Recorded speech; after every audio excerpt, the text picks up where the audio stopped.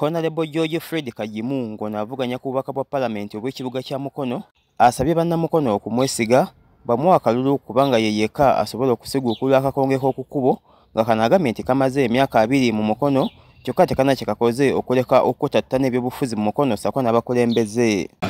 N'olwekyo basebo ne bannyabo temukkiriza bantu beekweka amabega wa Gomesi kubanga amabega wa Gomesi balowooza nti olw'okuba Gomesi myufu ejja kusobola okubatwala luli yabayamba naye katukirabyeko emirundi mingi tolumala okubalonda ate ne balwala ne bakwata emiggo ne batandika okukola kino. Tetwakyali kiseera kya kwonoona, buli kiseera kyonna kyonna tukyetaaga. George Kajimu mwetefutefu okubaweereza.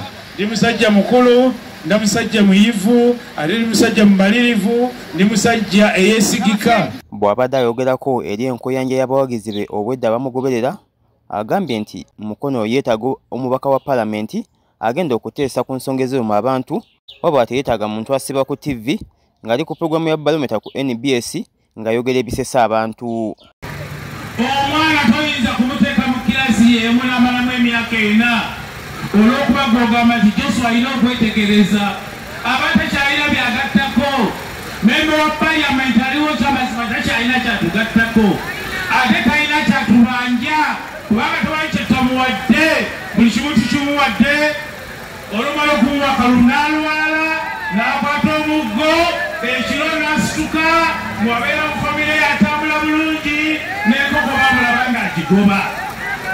Kaakati ku luno bino birala Mukono ensalewo nti tuli bankyukakyuka.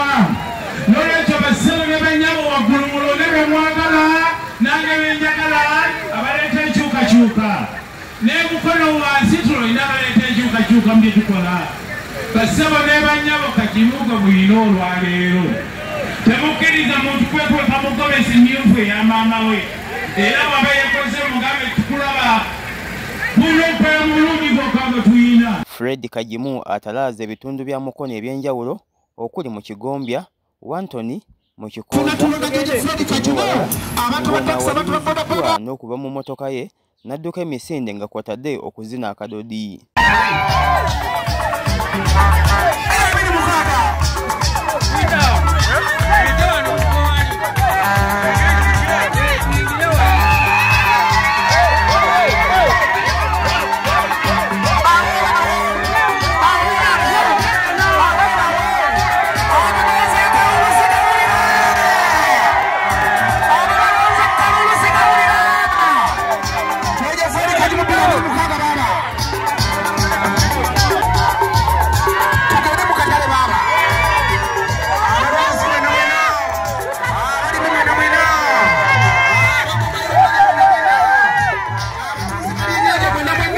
Ono bw'atuuse mu katale k'omu kiko akayitibwa Kamevale Market ayaniriziddwa namungi w'abantu nga bano olumulabye bamutonedde ebirabo ebyenjawulo okuli amatooke, enkoko, ebijanjaalo, emboga n'ebirabo ebirala nga bamwebaza olw'okwesowolayo n'ajja okuvuganya ku kifo kino.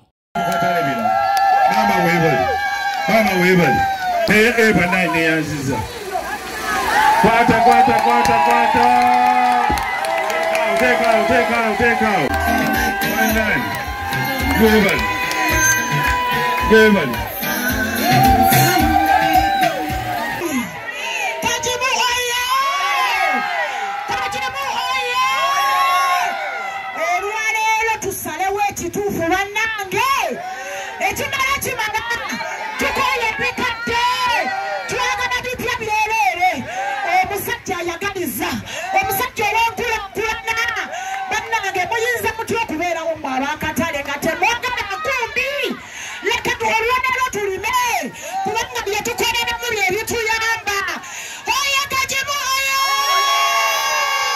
Mu katale kano kennyini omu ku bayambi be obwedda batambula nabo mwasinzidde bw'atyo n'asaba bannamukono nti ebisanja bye bawadde omubaka aliko kati bimala nga n'olwekyo basaanye beesige Honorable Kajimu atekewo enkyukakyuka ey'omuggundu.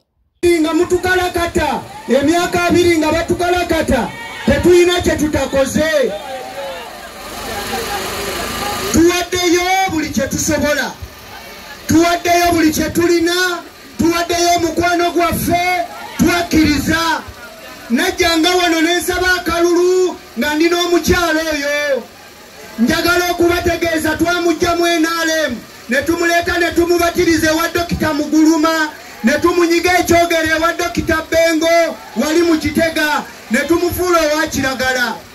Bwe yatambula emyaka 2 n'afuna embaliga n'afuna ebitege n'afuna enkobogo n'ayingira mu FDC n'atandika okugamba mbuze ndi wa People's Government.